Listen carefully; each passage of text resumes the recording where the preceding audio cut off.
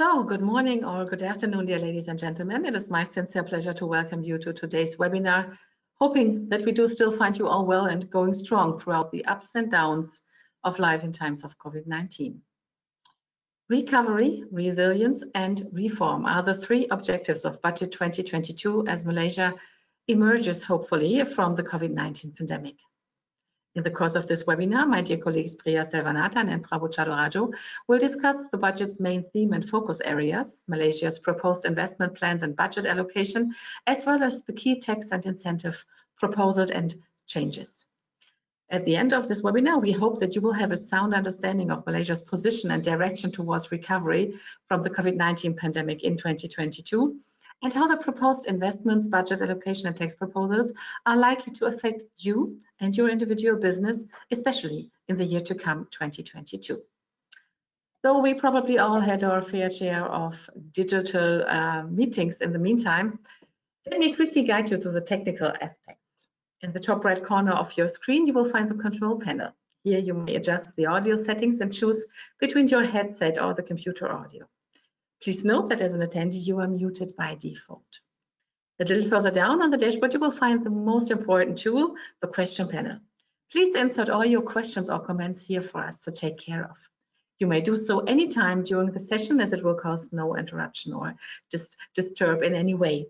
Should you experience any technical issues, please let us know here as well, and I will be happy to take care of this at once. For the Q&A, we will close our session with a Q&A session for you to submit your individual questions, and we will be happy to take these in anytime during the session and come back to these later at the end of our session. Please note that this webinar is being recorded and will be made available online for you or your colleagues to recap anytime you wish. So looking forward to another enlightening session. I will now gladly leave the stage to Priya.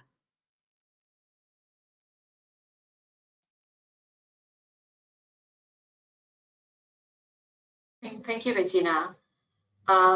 So good morning or good afternoon to everyone, depending on where you are. So today I'll be talking about the budget, so some of the budget highlights and some of the key tax proposals. But before that, to start with, I'll just run through very quickly on the economic outlook for 2022, as well as some budget touch points. Can we go to the next slide, please? So budget 2022 is actually the largest budget announced by the Malaysian government to date. And it was announced in the midst of a depressed global economy that's largely caused by the ongoing COVID-19 pandemic. In Malaysia, the pandemic has delayed the country's aspirations for greater economic development. It was expected initially that 2021 would see a recovery, but however, this was not the case. But now with the reopening of business sectors in the last quarter or so of 2021, the economic growth in 2021 is expected to rebound to about 3 to 4% and continue to grow to 5.5% to 6.5% in 2022. This growth is expected to be driven by the reopening of some social and most of the economic and social sectors, as well as an increased external demand from major trading partners. Next. 2020 saw a significant contraction in most economic sectors due to the pandemic, as you can see from the chart here. It was initially expected that 2021 would see a V-shaped recovery. However, due to the ongoing crisis and restrictions in most economic and social sectors, the anticipated recovery did not actually materialize. Whilst most sectors did not actually contract significantly or contract further in 2021, there was also no significant growth in 2021. In 2022, however, most sectors are expected to return to pre-pandemic levels, and this will be driven by a recovery in domestic demand, improvement in customer sentiment, private consumption, as well as an improved labor market condition. Next.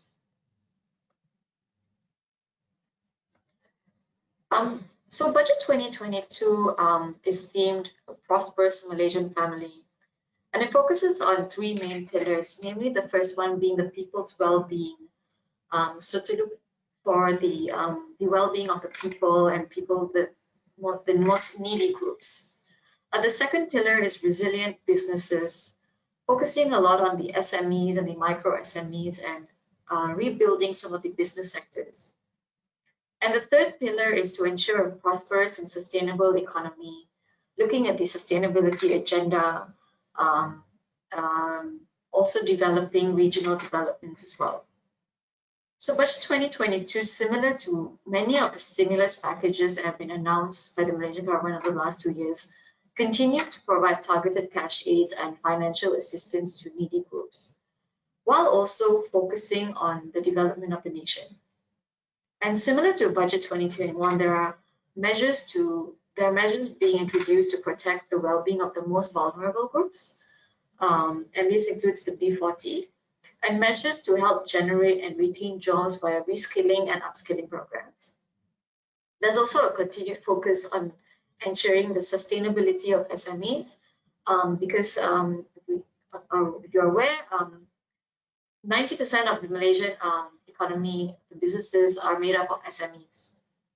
And this, as well as a continued prioritization towards automation and digitalization. And from a tax perspective, the corporate income tax collection is the target corporate income tax collection is expected to increase by 8.1% to 65 billion ringgit. Interesting to note here that this target is actually higher than the pre-pandemic numbers in 2019. And some of the measures, the tax measures introduced in Budget 2022 allude to this.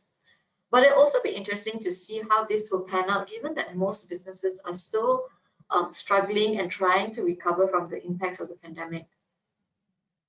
Certain measures like the removal of the exemption of the foreign source income for residents, which my colleague Prabu will discuss shortly, is being seen as a way of broadening the tax base. And from a tax administration perspective, the introduction of the tax identification number, or TIN for short, it'll be interesting to see how the Malaysian tax authorities implement this. And it will be good as well if these changes can be communicated to taxpayers early enough, given that there's actually not much time before it's implemented on 1st of January 2022. So with that, I will pass on over to my colleague Prabu, who will take you through some of the corporate tax proposals that have been introduced recently in the budget.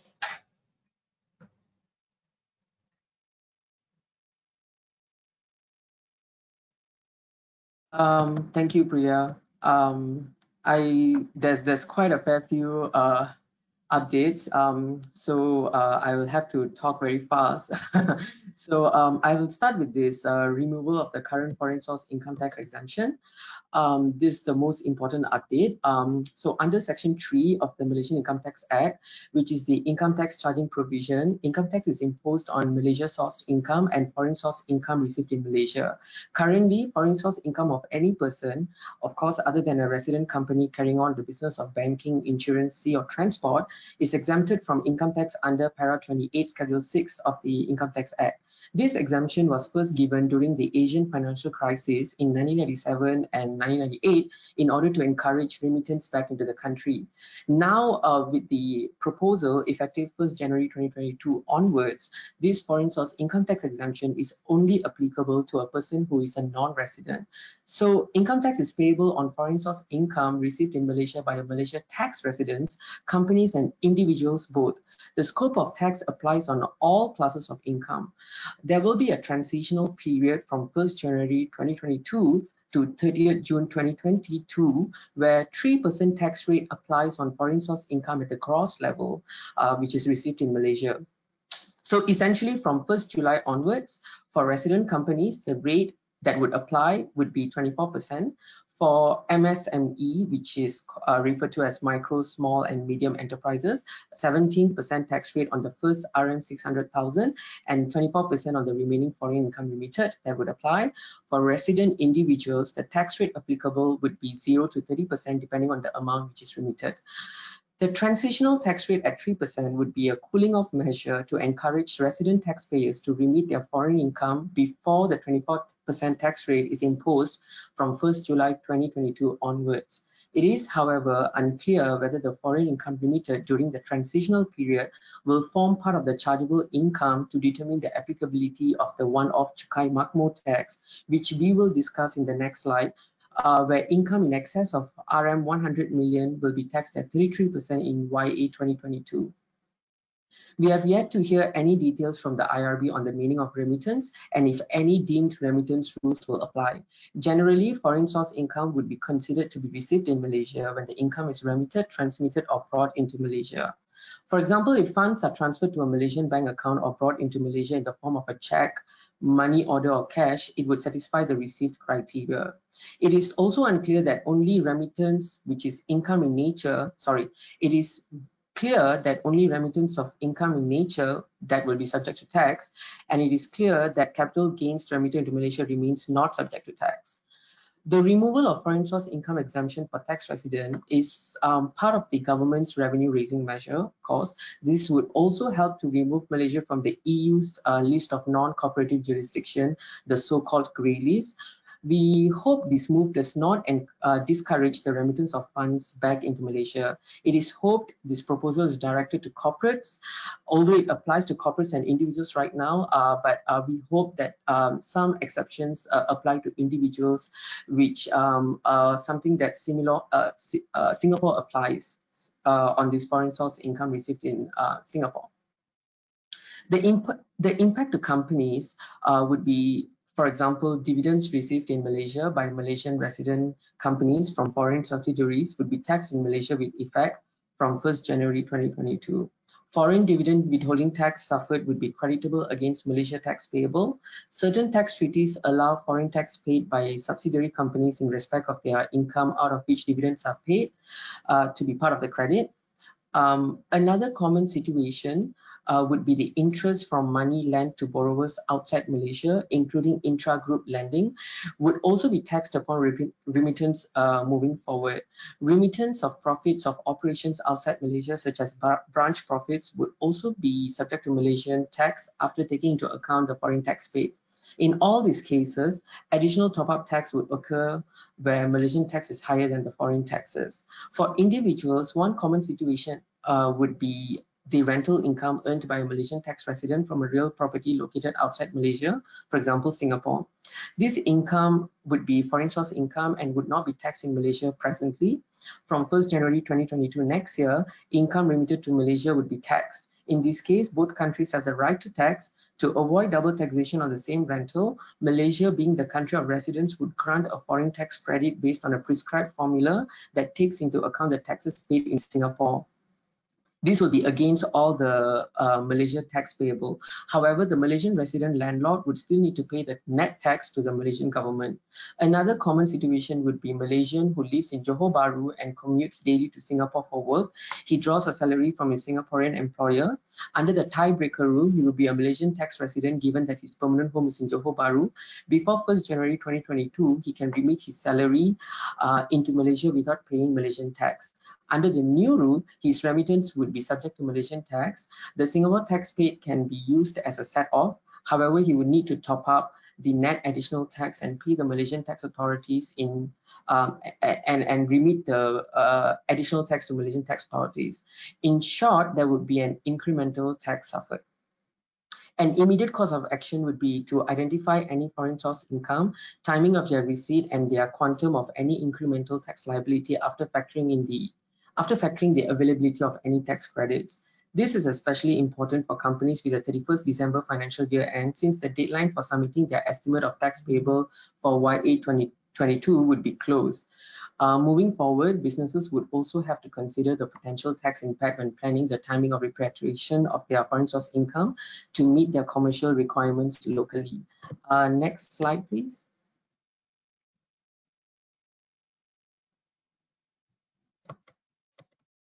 The next important announcement is the announcement on Cukai Makmur, which pose a significant impact to large corporates. The Cukai Makmur is a windfall tax which proposes a higher income tax rate at 33% on chargeable income in excess of RM 100 million for YA 2022 only. It's a one-off tax. This means that chargeable income of up to RM 100 million will continue to be taxed at 24%. The windfall tax only applies to companies which are not considered MSME. MSMEs are companies with paid-up capital of not more than 2.5 million ringgit and business income not exceeding RM 50 million. The windfall tax is in line with the recent international trends, such as the OECD move to impose higher taxes on larger and more profitable companies from the year 2023. According to Bloomberg data, only 113 companies achieved the same pre-tax earnings level across the last 2 financial years. The obvious targets are banks and large plantation companies. Some glove manufacturers and semiconductor automated testing equipment and packaging companies may be affected, as they also recorded increased pre-tax earnings in FY 2020 compared with the FY 2019 data. Another update is the extension of the time limit on carry forward of losses, which is effective from YA 2019. It is proposed that the existing time limit to carry forward unutilized business losses to be extended to 10 consecutive YAs. This will apply retrospectively from YA 2019. Currently, unutilized business losses in a YA can only be carried forward for a maximum period of 7 consecutive YAs. The extension of time limit only applies to business losses under ITA, as no amendment is noted to the existing 7-year limitation to carry forward unutilized pioneer loss under the Promotional of Investments Act. Also, the extension of the carry forward time limit is not given to unutilized reinvestment allowance and unabsorbed investment allowance from approved services projects under the Schedule 7B of the ITA. Next slide, please.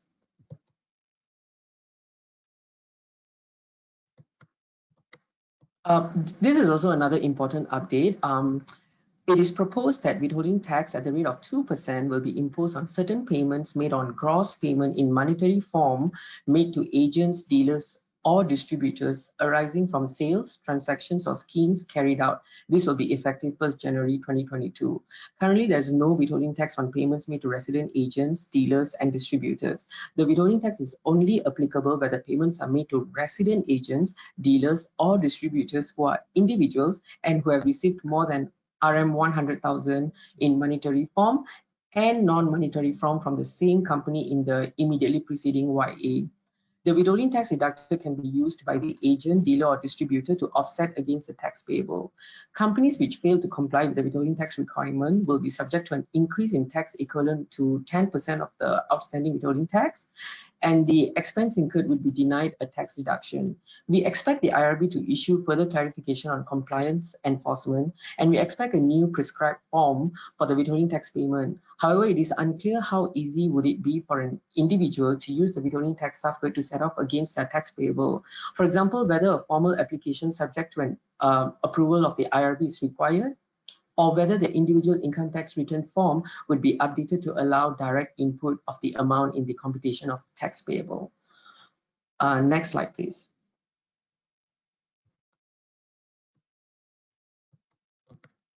The government proposes to allow income tax deduction for employers for costs incurred for self-funded booster vaccines.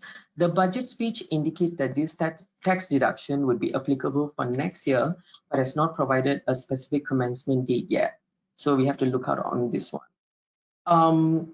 The other update is on the treatment of interest from sukuk or debentures issued pursuant to asset-backed securitization ABS.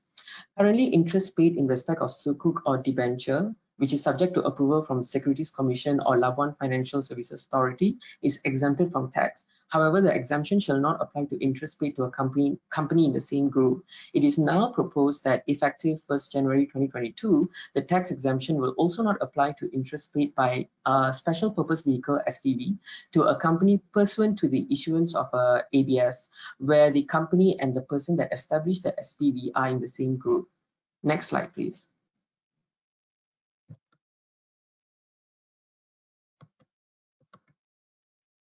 This is on the income tax exemption on all income received by an accredited social enterprise up to 3 years of assessments.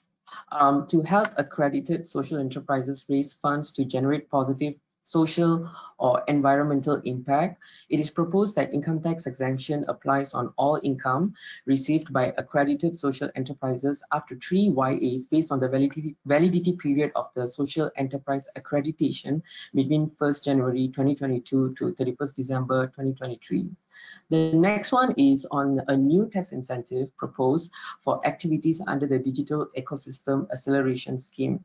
The digital technology providers, for digital technology providers, the government announced 0% to 10% income tax rate for up to 10 years for new companies, or 10% for up to 10 years for existing companies.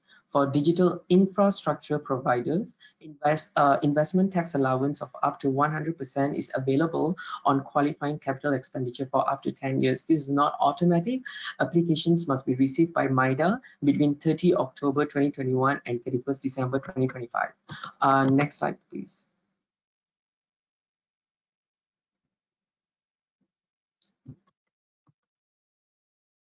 This is on the time limit on carry forward of unutilized special reinvestment allowance. Currently, a special reinvestment allowance is provided under Penjana, which allows a company for whom the 15-year RA entitlement period has ended in the YA 2019 or 2020 or will lapse in YA 2021, which will continue to be claimed until YA 2022. It is proposed that a special RA for the YAs 2020 to 2022 under Penjana be extended for another 2 years until the YA 2024 for existing companies in Malaysia for whom the special RA period has expired. It is also proposed that the companies which have exhausted their eligibility to qualify for RA in the YA 2022 or 2023 be entitled to claim RA until the YA 2024. The special RA under Penjana for YAs 2020 to 2024, which has not been utilized by the in YA 2024, can only be carried forward for a maximum period of 7 consecutive years of assessment. So this means a company whose special RA entitlement period under Penjana, which has lapsed in YA 2024, will be allowed to carry forward its unutilized RA from YAs 2025 to 2031. Any unabsorbed RA after the YA 2031 will be disregarded. The next one is on the extension of tax rebate for establishment of new SMEs entities. Tax rebate of up to RM20,000 per year of assessment available to new micro, small, medium enterprises for the first 3 YAs, which now will be extended. This will now apply to MSMEs which are incorporated and commenced operations by 31st December 2022. Next slide, please.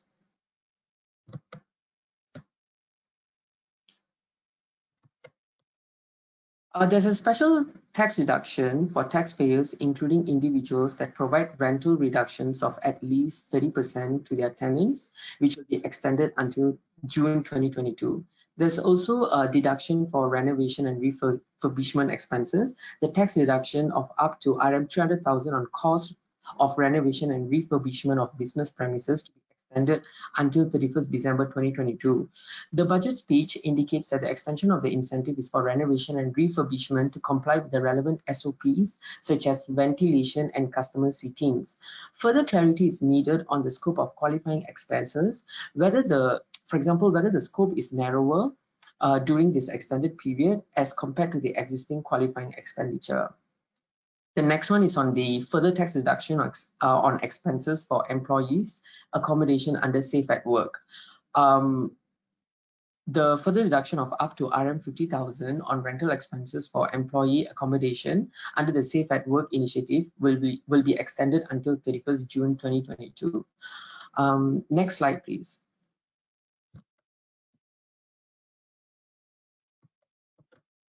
There is this existing green technology incentives which are being expanded right now to include rainwater housing system, 100% green investment tax allowance, and 70% green income tax exemption to be extended to include rainwater collection and utilization system projects. Application must be received by MIDA between 1st January 2022 and 31st December 2023. There's also an extension of 200% tax deduction on eligible expenses incurred. The scope of double deduction for companies conducting structured internship programs approved by Talent Corp Malaysia to be expanded to students pursuing master's degrees, professional certificates, and Malaysian Skills Certificate levels 1 and 2. This double deduction is also extended to YA 2025. The scope of double deduction for companies sponsoring scholarships for students of higher educational institution is also expanded to all fields of study, which is also extended to YA 2025. Next slide, please.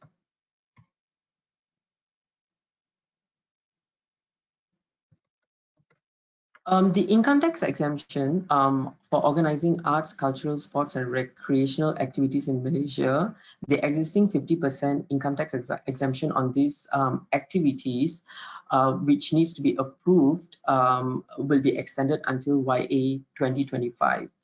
The next one, the existing accelerated capital allowances, ACA, on purchases of locally assembled excursion buses is also extended to YA 2024. Next slide, please.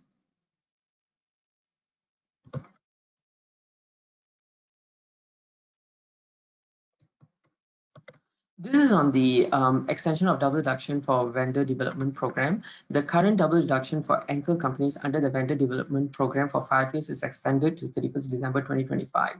Double deductions on qualifying expenses will also be increased from RM 300,000 to RM 500,000 per year of assessment for 3 consecutive YAs. Anchors must have a memorandum of understanding signed with the Ministry of Entrepreneur Development and Cooperatives by 31st December 2025. The next one is an important update on R&D status companies.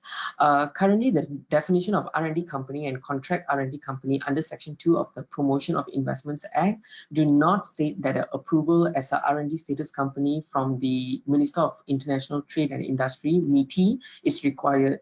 It is proposed now that the definitions will be amended to include the requirement to be approved as a R&D status company by the MITI. Existing R&D company and contract R&D company will continue as a status quo for a grace period of 6 months from 1st January 2022 to 30th June 2022. If the company intends for the status of R&D company or contract R&D company under the new definition after the grace period, the company should make a notification for the consideration of the minister stating the intention of the company. Where on the expiry of the grace period and the company fails to submit a notification to the minister, the company shall immediately cease to fall within the definition. A company must apply in writing to the MITI to be a R&D status company, subject to meeting any preconditions imposed by the minister for the application. R&D status will be given for a period of 5 consecutive years. The period may be extended for another 5 years with the approval of the MITI. The MITI, together with the Minister of Finance, may impose and vary the conditions to the approval. If a company fails to comply with the approval conditions, the MITI will, by written notice, require the company to remedy the failure or prove that the cause of the failure is beyond its control within 30 days. Failure to comply with the notice may result in withdrawal of the approval. A company can apply for surrender to surrender its R&D status with the reasons for the surrender, subject to the approval of the MITI. Next slide, please.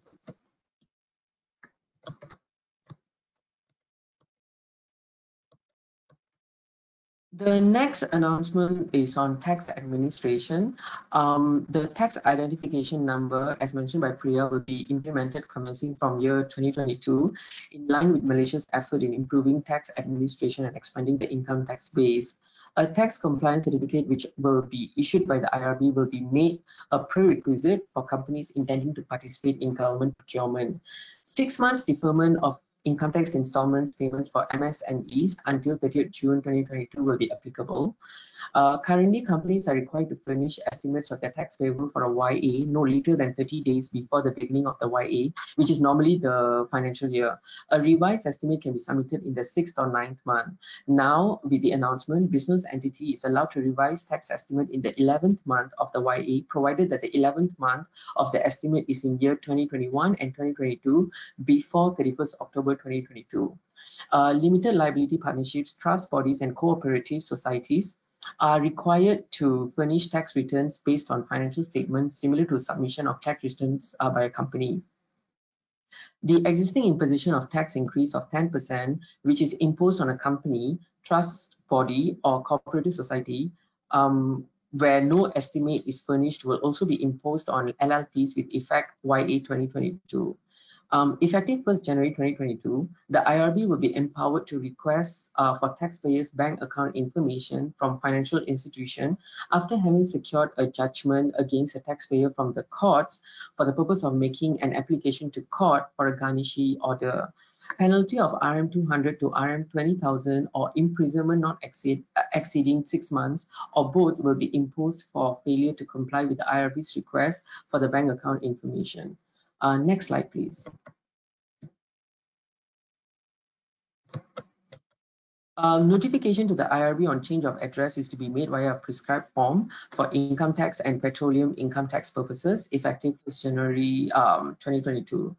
The request to forward an application of relief to the SCIT, Special Commissioner of Income Tax, is to be made also via a prescribed form effective 1st January 2022 in relation to assessments under the Income Tax Act 1967 and also Petroleum Income Tax Act. This will be on relief for error or mistake, other than error or mistake and non-chargeability cases. Next slide, please.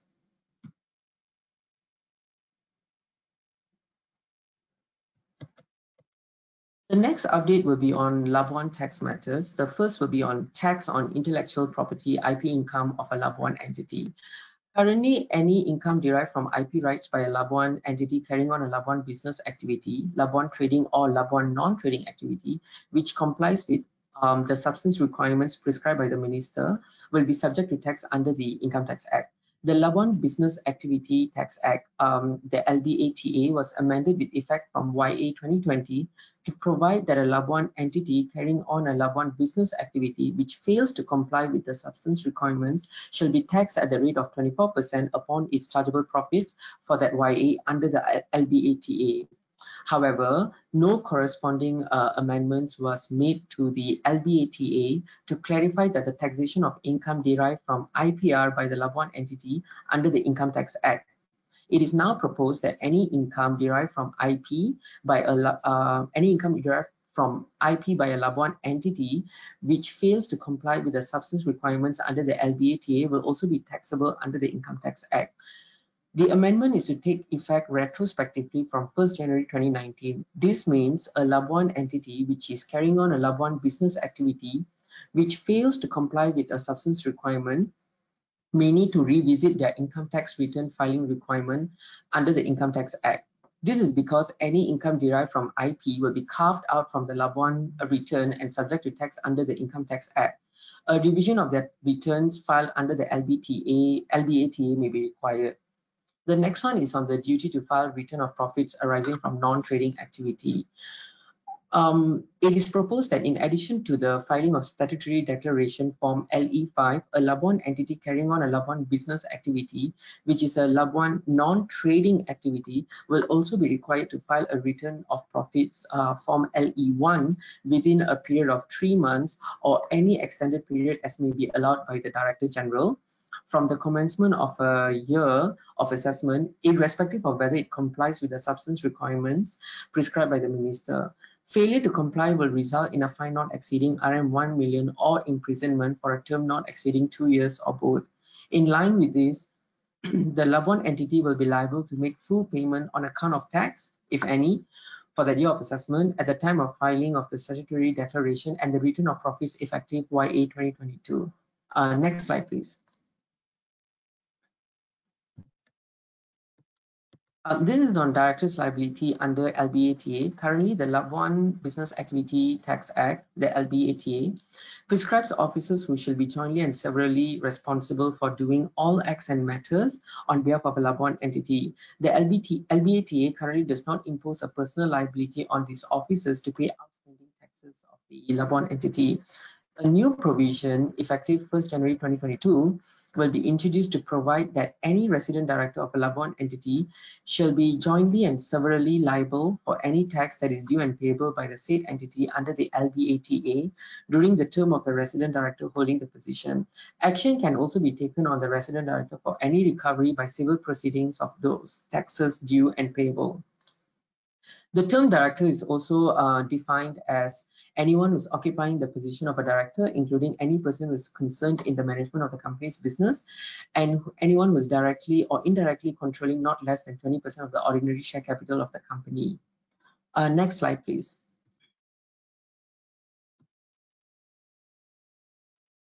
This update is on the personal income tax end. There's an expanded scope of relief in respect of medical examination to include expenses incurred for cost of examination or consultancy relating to mental health by approved institutions. Tax relief is also available on individuals' contribution to SOCSO of RM250 ringgit per YA, which is increased now to RM350 ringgit effective from YA 2022. The scope is also expanded to include contributions under the Employment Insurance System Act. The tax relief of RM3,000 for fees paid to childcare center and kindergarten for child aged 6 years and below is further extended for another 2 years for YAs 2022 and 2023. The tax relief of RM2,500 for purchase of personal computers, smartphones, and tablet for personal use is extended to YA 2022. The income tax relief of RM1,000 on any course of study for the purpose of upskilling or self-enhancement, recognized by the Director General of Skills Development, increased to RM2,000 effective YA 2022 and YA 2023. The income tax relief on domestic tourism expenses incurred will also be extended in YA 2022. I will pass on the next slide to Priya, who will cover the updates on RPGT, stamp duty, indirect taxes, and customs.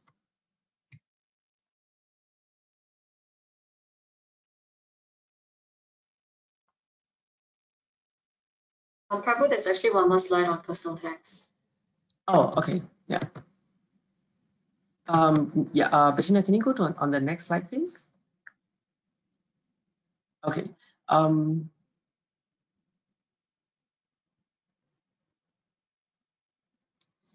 Sorry, the previous slide. Yes, I think we just skipped this one over here. Here we go. Yeah, sorry. So there's an income tax relief of RM4,000 ringgit for individuals' contribution to EPF, which is now extended to cover voluntary contributions. The minimum EPF monthly contribution rate for employees currently at the reduced rate at 9% is extended up to June 2022. Employees, of course, can opt to remain at statutory rate of 11%. The income tax relief of up to RM2,500 in respect of cost of installation, lease, and purchase of equipment and subscription fee for electronic vehicle charging services will apply in YA 2022 and 2023. The tax relief for premium or deferred annuity and contribution to private retirement scheme of RM3,000 is extended for another 4 years, effective from YAs 2022 to 2025. Priya, over to you. Thank you. All right, and now I will quickly go through some of the updates from the real property gains taxes, some of the indirect tax changes, as well as the stamp duty changes as well. So the first one for RPGT is the revision of the RPGT rates. Currently, the disposal of real property, including for shares in real property companies by citizens, permanent residents, and persons other than companies, in the 6th year and thereafter is subject to RPGT at the rate of 5%. So it's proposed in Budget 2022 that the RPGT rate for disposals made in the 6th year and thereafter be reduced to 0%. In addition to this, currently under the RPGT Act, a chargeable person includes societies registered under the Societies Act. And it's now proposed that the RPGT Act be amended to substitute the word societies registered under the Societies Act with a body of persons registered under any written law in Malaysia, effectively expanding the scope to include even unincorporated companies as well. The next one is on the review of rate of the retention sum. Currently, where a disposer is a company incorporated in Malaysia or a trustee of a trust or a society registered under the Societies Act, and where the consideration consists wholly or partly of money, the acquirer is required to retain the lesser of the whole sum of that money, or 3% of the total value of consideration, and pay this amount to the IRB as a retention sum. It's now being proposed that for this category of disposer, and where the disposal is within 3 years from the acquisition date, the acquirer is required to retain either the whole amount of money or 5% of the purchase consideration, whichever is lower, and pay this retention sum to the IRB within 60 days after the acquisition date. So in effect, there is an increase in the retention sum for this category of disposal from 3% to 5%. For other categories of disposal, there shouldn't be any change. Next slide.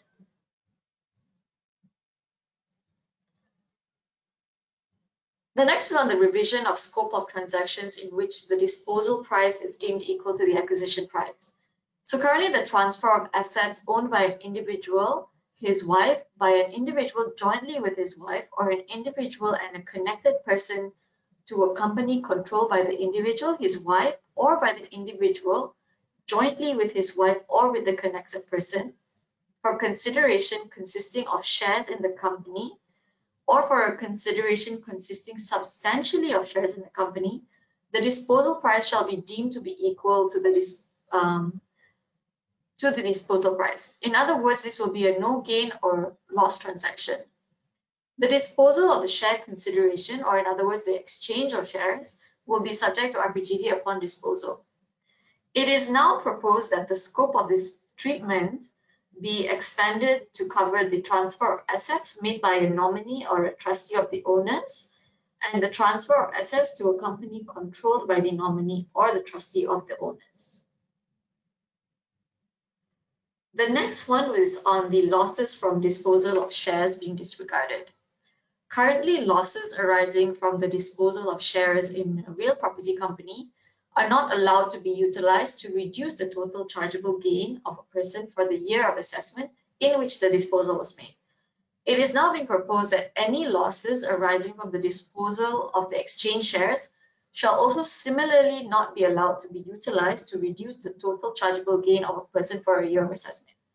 These losses will be disregarded, and the rationale for this amendment is to provide a consistent treatment of losses arising from the disposal of shares acquired under a transfer of assets to control companies and the acquisition and disposal of shares in a real property company. Next slide.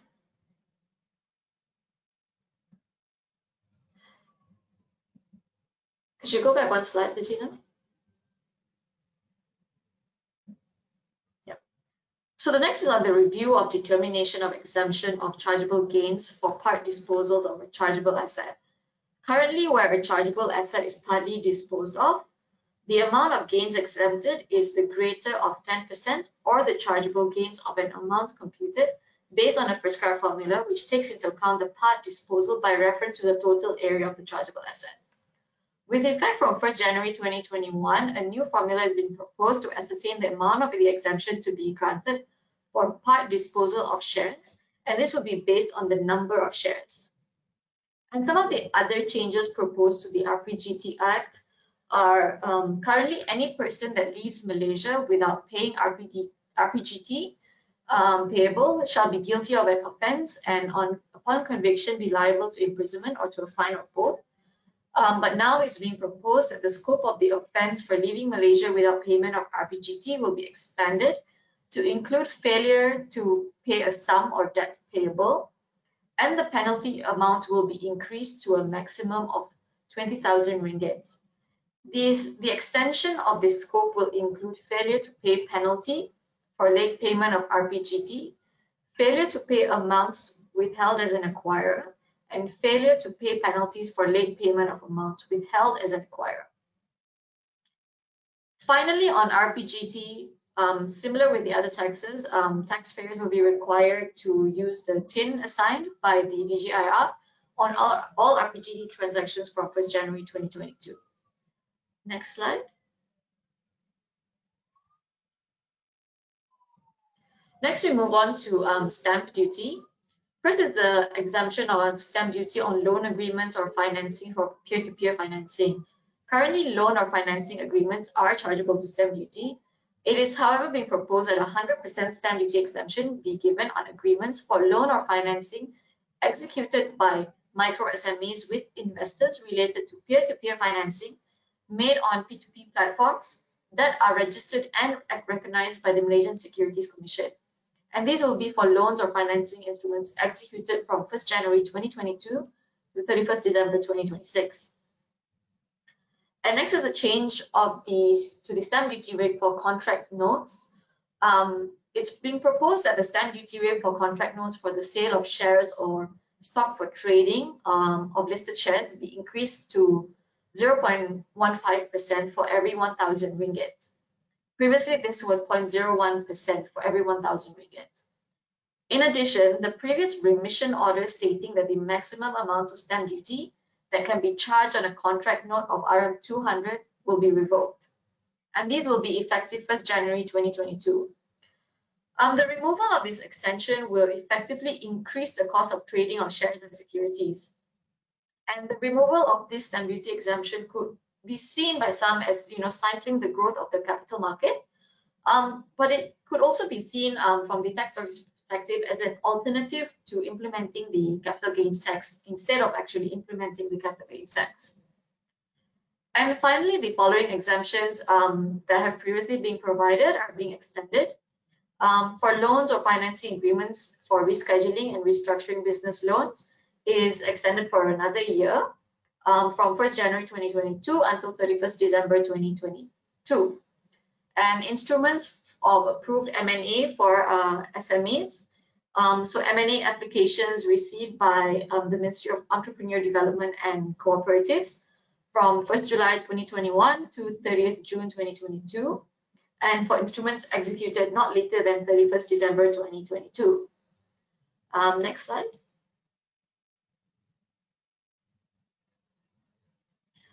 Some of the other stamp duty changes that are proposed are the stamp duty refund. Currently, the Stamp Act does not specify a deadline for when the IRB can refund excess stamp duty after an assessment is done. It's now being proposed that a specific provision be inserted into the Stamp Act to specify that the IRB shall not be compelled to refund the excess stamp duty unless the assessment has become final and conclusive. So this basically means that the refund will only be made available to the taxpayer after all avenues for appeal have been exhausted. In other words, the IRB can appeal to the Court of Appeal and Federal Court if they disagree with the decision of the lower courts. Application for relief for misused stamps and spoiled stamps, it's being extended for a period of 20 months as opposed to 12 months. Next slide.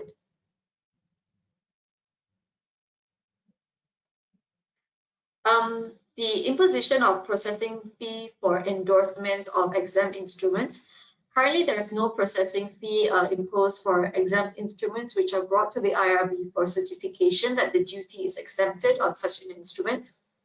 It is, however, now being proposed that exempt instruments with duty chargeable exceeding 10 ringgit before the exemption, which is brought to the IRB for endorsement, shall be charged with a processing fee of 10 ringgit. The next is on the appeal, application for appeal and refund. It's being proposed that the applications for refund be allowed to be made via an electronic medium. And this would include appeals against stamp duty assessments, applications for stamp duty refunds arising from spoiled stamps, misused stamps, rescinded or annulled contracts, excess duty determined by the High Court, as well as remission of stamp duty on grounds of poverty and exemption of stamp duty. And similarly, TIN will also be used for stamp duty transactions as well, effective 1st January 2022. Next slide.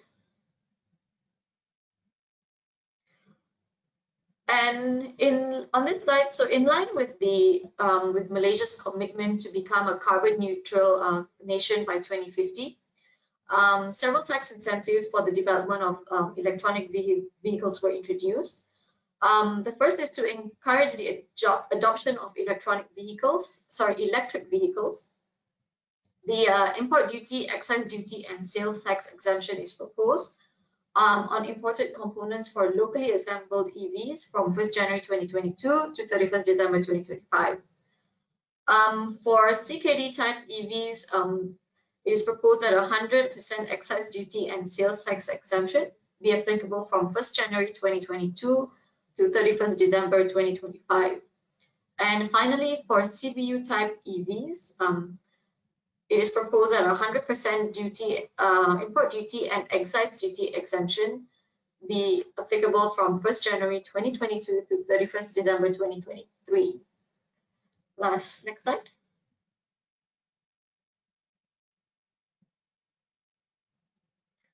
All right, and this is the last slide here. So finally, some of the other indirect tax measures that are being proposed are an increase in the excise duty for liquid products or gels used in e-cigarettes or vapes from 40 cents per milliliter to 1 ringgit and 20 cents per milliliter. An imposition of sales tax on low value goods not exceeding 500 ringgit sold online and imported using air courier into Malaysia effective 1st January 2023. The imposition of service tax on delivery services provided by any service provider, including those on e-commerce platforms, for example, your Lalamove and Grab.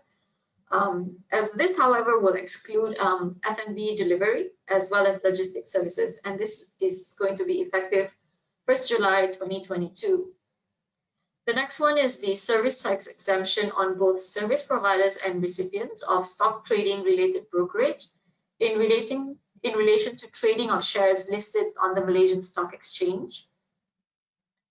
The next is the imposition of excise duty on sweetened beverages will be expanded to include pre-mixed preparation products effective 1st April 2022.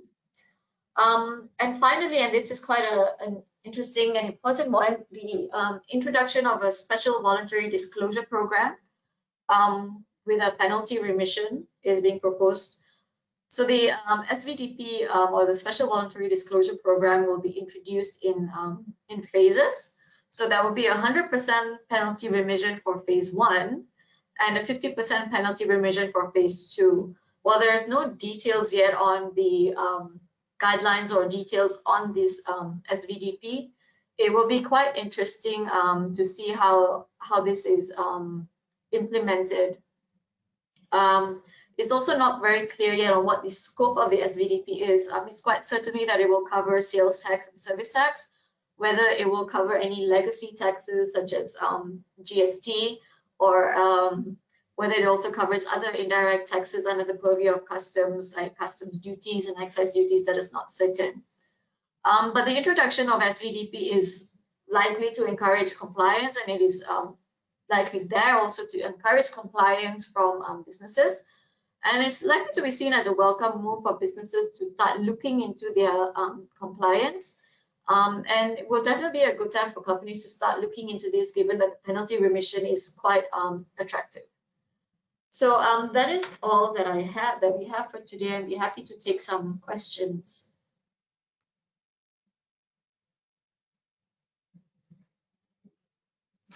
Yeah, thank you very much, Priya. Thank you very much, Prabu, for a most comprehensive look into the manifold tax changes to be expected for the year 2022 in Malaysia.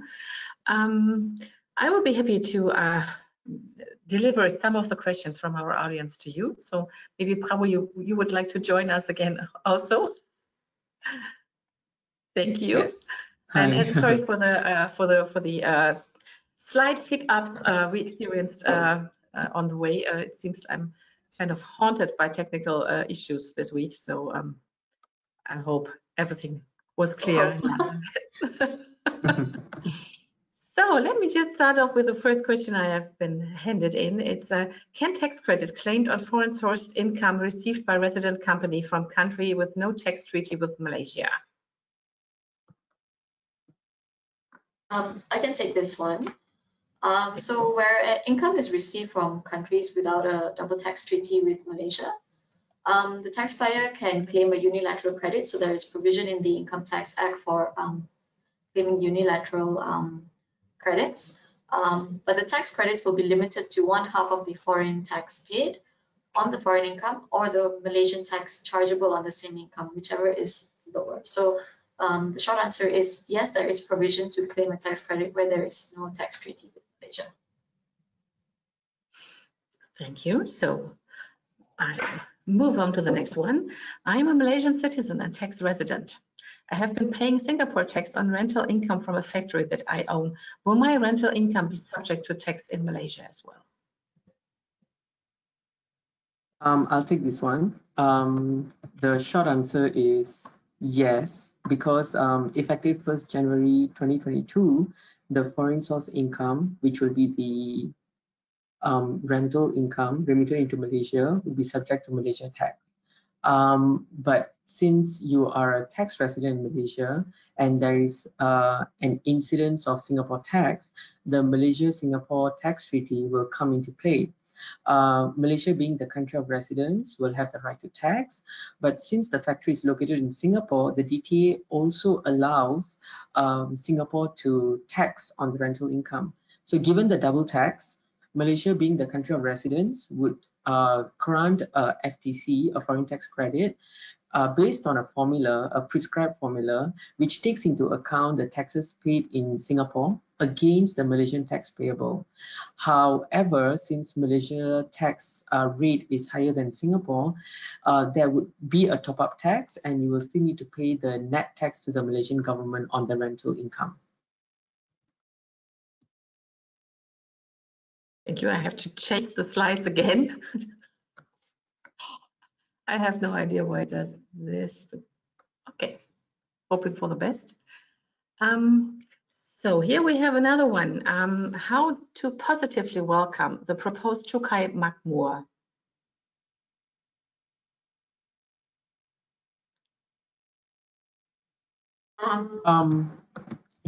Go ahead. Yeah, you can take it, Prabu. You can take this one. Okay, while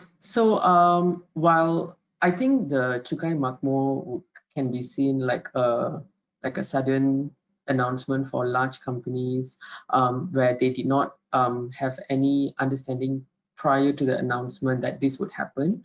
The intention is to tax the companies that have done very well despite the pandemic, but it remains a mystery how much tax revenue the IRB will generate from this announcement, because more than 90% of business establishments in Malaysia are SMEs anyway. So if this proposal affects, as this proposal affects all companies, it appears that oil palm plantation sector, which is already subject to the windfall profit levy, will be caught in this announcement too. The proposal to increase the threshold of crude palm oil prices for imposition of this levy is intended to provide some relief on this sector. On the flip side, Cukai Makmur could incentivize large corporates to increase business spending and accelerate capital investment in an effort to reduce the taxable profits below the threshold. The extension of various incentives such as the special RA would be a strong influence to encourage these large corporates to invest more in Malaysia. Thank you. Priya, would you like to add anything, or does Prabu's answer cover it? Yeah, I mean, that pretty much covers it, but maybe just to add that, you know, this Cukai Makmur, I think it was a shock, but also not so shocking, because I think there's been a lot of talk about the introduction of a sort of a windfall tax for companies that had, you know, significantly high profits and revenue during the pandemic year. I think one of the key targets was the glove manufacturers and some of the other medical equipment companies as well.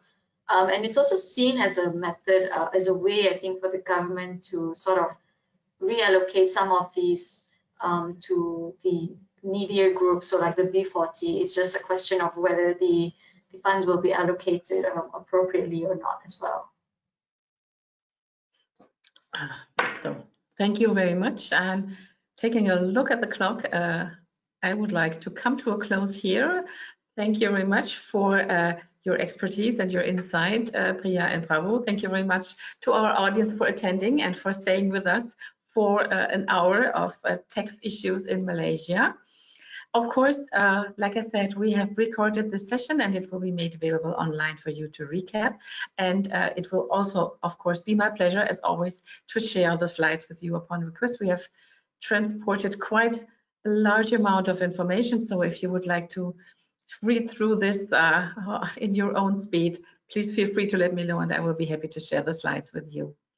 Should any questions have been left unanswered, please also do not hesitate to come back to us and we will be happy to liaise, and you will receive the contact details upon request as well. So thank you very much once again. Take good care, stay safe, and hoping to see you soon on the next occasion. Bye-bye. Thank you.